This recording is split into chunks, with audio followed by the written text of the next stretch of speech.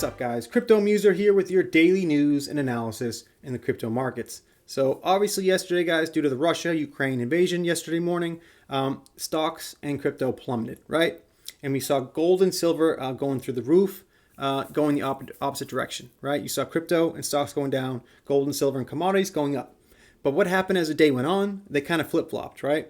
You had Bitcoin get as low as 34,600. I saw XRP down at about 62 cents. And then as the day went on, everything flip-flopped on themselves, right? Gold and silver started dropping, and Bitcoin and the stocks had a nice V-shaped recovery. This is a great sign for the market, I believe. I believe that we've been coming to this conclusion, basically, in this capitulation event in the last 3.5 months. We've had this steadily decline in both markets, and I believe this event yesterday, this huge news event, this Russia-Ukraine invasion, I believe, was that final capitulation in this market.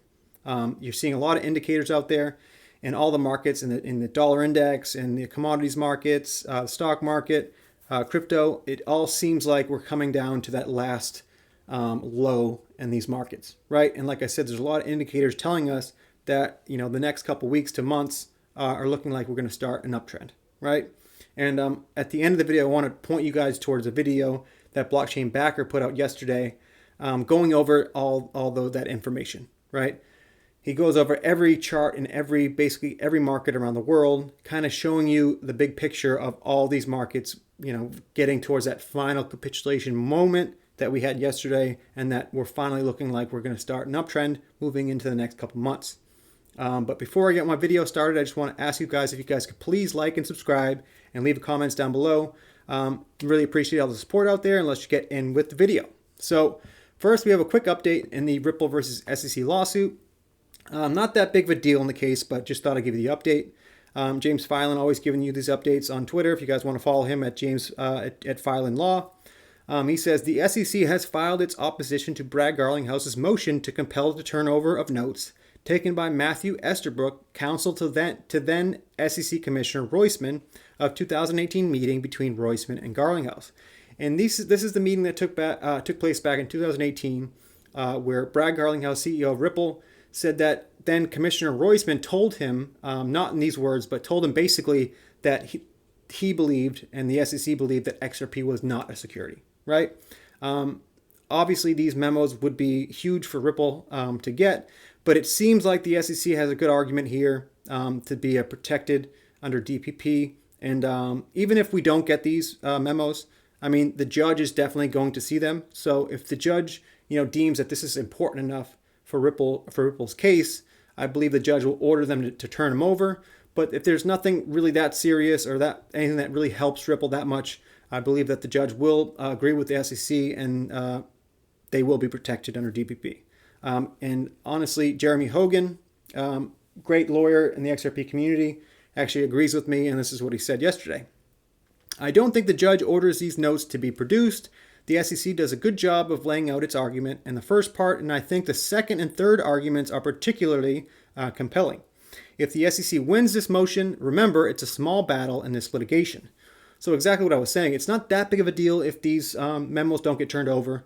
Obviously, there's some way bigger issues involved in this case that we've talked about in the last couple of weeks.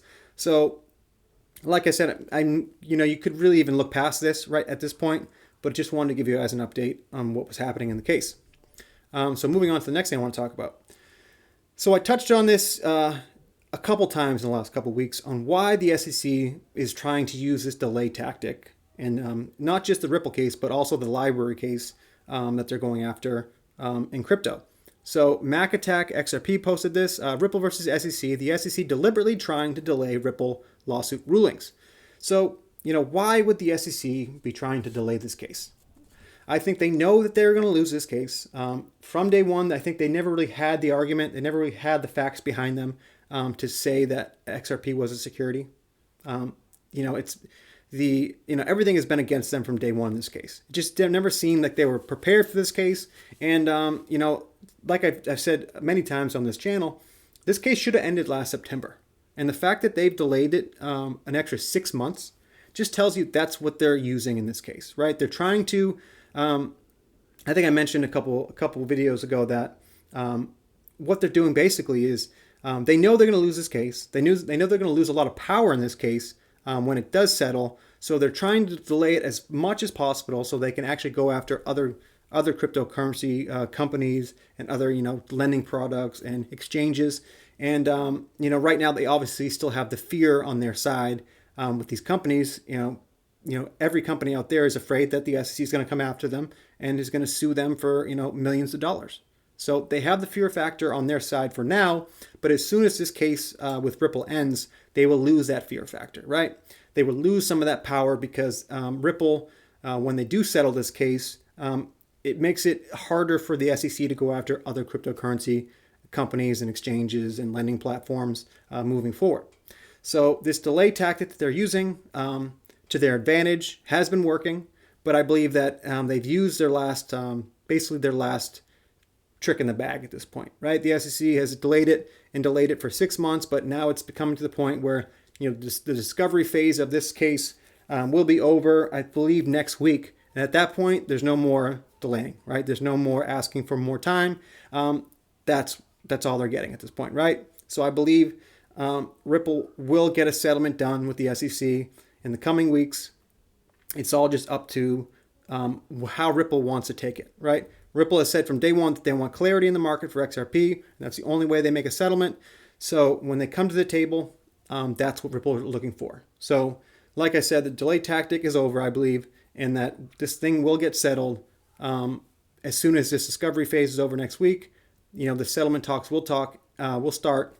And like I said, in any day now or any week now, you could see settlement in this case. So moving on to the next thing here, I actually talked about this yesterday a lot, and I just wanted to touch in on this because I just saw this new news story come out this morning. So Tesla CEO Elon Musk's lawyers allege that SEC leaked info from federal investigation. The world's richest man fighting the SEC will put more pressure on the agency, which is great news for XRP and Ripple. So I talked about this yesterday, so I'm not going to get too much into it, but the fact that this is the evidence that basically Elon has here is that the SEC was leaking info from a federal investigation. It just shows you the dirty tactics that the SEC uses, and Elon, has a lot to say about the SEC. So, like I said yesterday's video, really can't wait to see what this case is going to be about and what Elon Musk has, what dirt he has to be released on the SEC. So, like I said yesterday, really looking forward to it. Hopefully, we'll see something in the coming weeks and seeing what the SEC will do about all this, right? So moving on. Blockworks posted this yesterday, and just wanted to touch on a couple things about exchanges out there, right? So Coinbase net revenue. Q4 2020, the revenue for Coinbase was $497 million, right? And then Q4 in 2021, their net revenue was $2.4 billion. That is a huge jump up, right? And it continues down here. It says the crypto exchange's trading volume hit 547 billion, a near 70% quarter-over-quarter increase. So obviously, Coinbase is obviously making more and more money as crypto gets more and more adopted, right? And this is the thing I as much as this is a good thing for crypto because it means more and more people are getting involved, these centralized exchanges are looking more and more like banks to me, right? They make most of their money on fees, on overcharges. If you think about if anybody that's bought crypto on either Coinbase or Uphold or whatever centralized exchange you've used, they upcharge you when you buy something, right? If say you're buying XRP at $1, right? They're going to charge you $1.05 to get in that price, right? So say you're just spending $100, right? So they're going to charge you at a higher price to get in on that coin, and they're going to charge you at anywhere from 5 to 10% on that buy also. So they give you a double charge there. So you only end up with like $95, I think it's like $92 worth of that coin, and they get you at a higher price. So, and then when you sell it, it's the same thing, the opposite. They'll sell it to you at a lower price, and then they'll also slap on another 5 to 10% fee. So it's like the fees are outrageous at this point, right? Obviously, the more money that you either buy, the more money you sell, the higher the fee. At this point, these fees are ridiculous. And honestly, they're just as bad as banks at this point, right? Banks charge you overdraft fees, they charge you ATM fees. That's where they make all their money, is on these fees. So Coinbase is nothing different. They charge you on those fees. So as much as we don't like how the SEC is coming after exchanges, but for regulation, we do need regulation with these exchanges. But the way that the SEC is going after it is they're going after lending products on these exchanges, where actually those lending products are good for customers. But these fees and these over fees and crazy amounts of money that they make from these fees, that's the problem that they should be going after, right? They should be regulating these exchanges in that way, not going after these lending products that are actually good for customers. It just shows you that the SEC does not care about the investor, right? From day one, I've been saying on this channel, the SEC does not care about investors, right? And I've mentioned yesterday about the Elon Musk settlement that they had back in 2018. The settlement was for $40 million, and that $40 million was supposed to go back to Tesla investors, right? And that was I think early 2018. Now we're sitting here in early 2022, and that money still hasn't gone back to investors. So obviously that tells me that the SEC, that they don't care. It's not first. It's not their first intention is their intentions aren't to get that money back to investors first. It's to get that money for themselves, right? If they actually cared about investors, it wouldn't take them 3+ years to get that settlement money back to the investors' hands, right? So once again, what I'm saying here is that the SEC they're trying to regulate exchanges, but not in the right way. Like you're seeing this, obviously the exchanges are making billions of dollars at this point, right? But they're making it on the backs of the fees that they charge us. And as much as it's, like I said, it's good to see that, more and more people are getting involved in this market, but, these exchanges are basically taking advantage of everyday people, right? This is why I kind of don't like, Coinbase isn't the only one. I don't like Coinbase that much, but, most exchanges out there do have crazy amounts of fees, and they're way too high. Like I said, they give you a double fee. At least they should just be, you should get the market price, and then they should charge you one fee, not get you with, a higher market or lower market price, and then slap a fee on it too. Like a double fee or double charge there, it makes no sense, right? This is where real regulation, obviously not by the SEC, but by somebody else that actually cares about investors and it cares about investor protection, should really, it would really make this a safer place, a safer asset class to invest in. So moving on to the next thing I want to talk about. So my internet sucks up in this room. Okay, so I mentioned this yesterday too. So due to the current events, with the Russia invasion, the Federal Reserve is at, backed into a corner at this point, right? So, like I said before, if they raise interest rates, it will crash the economy. It will crash the stock market, right? But if they don't raise rates and they continue on with the liquidity injections, obviously inflation will keep rising. So what do you do? Do you just crash the market and stop the inflation? Or do they keep the liquidity injections going and let inflation kind of take its toll? Let's think about it. Who does this Federal Reserve care about? Do they care about everyday people that have to pay high prices for gas and food and different products out there? Not really, right? They've never really cared about everyday people. They care about, the shareholders. They care about the big businesses. They care about the corporations, the institutions. So what makes more sense for these big institutions and corporations? Obviously the stock market, right? So I don't think they can afford to crash the stock market. And you've seen, like I mentioned yesterday, just in the last 3.5 months, the stocks have been crashing just on the scare of that, rate hikes will happen in March. They haven't even done it yet, and look what the market has done, right? And like I was talking about earlier in the video today, it looked like this capitulation event yesterday was that final sell-off in the market, and I believe that we're going to start moving towards a better next couple months in all markets, right? And I think that the reason why that's going to happen is because the Fed will slow down their rate hike idea, or whatever you want to call it, and they will come out and say, I'm 100% sure of this, they will come out, say, in the next couple of days and say that the rate hikes will be postponed for a couple months at least, until we, get more data. That's their thing they like to say a lot. Until we get more data on the current situation. And for now, the liquidity injections, they won't say this, but for now, the money printing will continue, right? And the markets will start rebounding. And I think you're going to see in the next 3 to 6 months, the markets definitely rebound from the last 3.5 months of decline. Moving on to the next thing I want to talk about here. You've heard the name SWIFT all of a sudden come into the news in the last 2 days due to the Russia thing, right? They're saying they want to take Russia off of SWIFT. So what is SWIFT, right?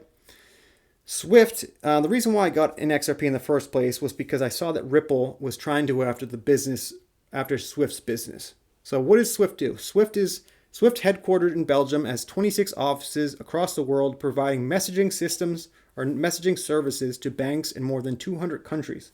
So what Swift is a messaging system for banks to send money cross borders, right? It's about 50 years old. I think they came up with this software, or what do you want to call it, back in 1973, I want to say. So it's a very old, clunky system that they have where, obviously if anybody has sent money cross borders, if you send money from here to Mexico or here to, anywhere around the world, it takes 3 to 5 business days. It takes a lot of money to send that money. If a lot of paperwork, if you ever send money through Western Union or whatever, you have to fill out all that paperwork. And if you make one mistake in that paperwork, the money doesn't get there. Then you got to come back in and do it all over again. It takes another 3 to 5 days. And it just doesn't make any sense, right? The fact that that's the system we still use in this day and age, it makes no sense, right? The fact that we can send an email, right, instantly, push a button, and that information gets there instantly across the world, and we can't send money in that same way, makes no sense.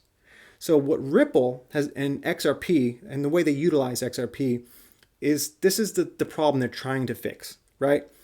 Swift, I believe it's $5 trillion a day is sent on the Swift system. I believe it's about $400 trillion a year. Even if XRP and Ripple get a small portion of that business, like say 5-10%, that obviously ups the value of XRP in a crazy amount, right? So when I first got into XRP, right, I started researching, and I found out, obviously when you send XRP from exchange to exchange or from wallet to wallet, it takes 3 to 5 seconds. It costs like zero money. I think it's like 0.0005 cents to send that transaction. It just made sense. This obviously is a perfect digital currency for cross-border payments or just payments in general, right? So when I started getting involved in XRP, I started obviously researching into Ripple and what they were doing. And for 8.5 years, what Ripple has been basically doing is, put it this way, I use this analogy. So the payment rails around the world, think of it as a railway system, right? Before you can send money on these trains all around the world, you got to set the tracks, right? You got to set the foundation first before you can start sending the trains that are full of money all around the world, So what Ripple has been doing for the last 8.5 years is basically setting up that railway system for this new RippleNet and ODL, on-demand liquidity system, to basically take away the business from Swift, right? So it takes a long time, obviously, to build these railway systems all around the world to move this money around in a better way, right? So for 8.5 years, Ripple has worked with 300 plus banks, about 50 plus countries around the world to set up this basically railway system to send money easier and less clunky of a system like Swift.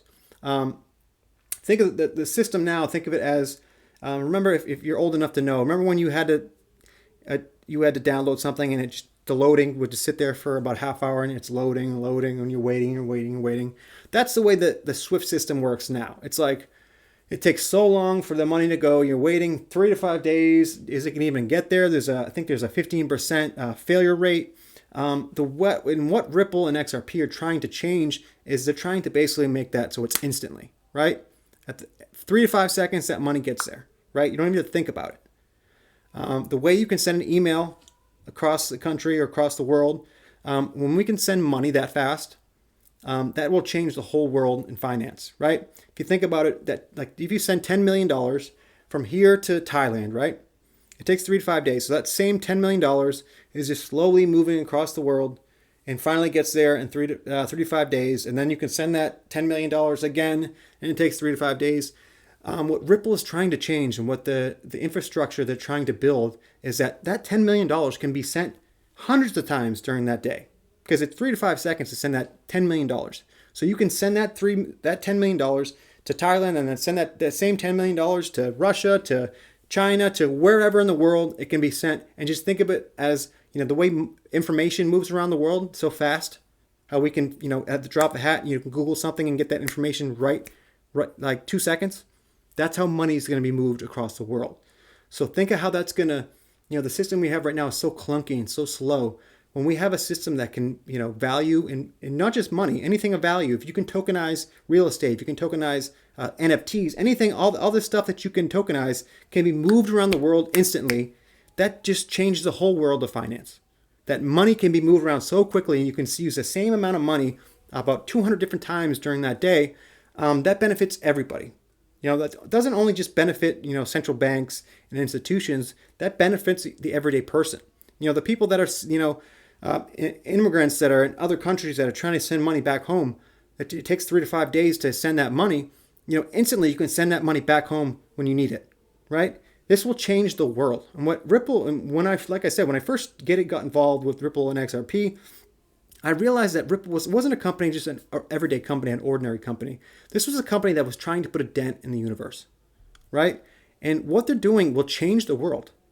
And when you're all of a sudden seeing the word SWIFT out there all of a sudden, and most people have no idea what SWIFT is.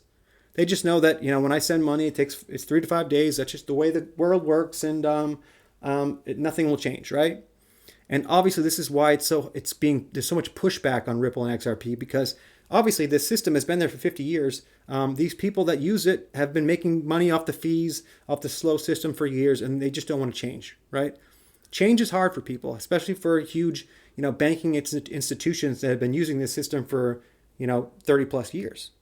So obviously there's going to be some pushback. Obviously it's going to be hard to get this system moving, right? But like I said, they've been doing this for 8.5 years. They've had 300 plus banks involved testing RippleNet and ODL, and finally you're seeing countries starting to use it. You're seeing Japan, Singapore, the UAE countries are starting to use it. Southeast Asia is starting to use it. So these small countries are just basically, think of it as they're starting to test it, and then the other big countries are, waiting to see how good it works. And it has been tested for the last 3 to 5 years, and it works, and it saves people, millions and millions of dollars.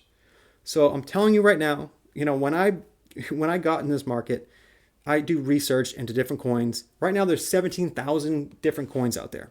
They're not all going to survive in the next 3 to 5 years. Know that. Right now it's a speculative market. Use case really doesn't mean anything. Everybody's creating a new coin every day, pump and dump it. Make quick money on this coin, go to the next coin. In the future, there will be 100 plus coins, and each of them will have different use cases that do different things, that solve different problems around the world. XRP, it solves that problem for cross-border payments and payments as a whole, right? Takes 3 to 5 seconds to move, costs less than a penny to move per transaction. You could basically send 1 million transactions per second, because it's 1,500 transactions per second, but you can lump those transactions together, and basically it's scalable to no end, right? You can send the XRP ledger is just built perfectly for payments, right? And I've talked about this before.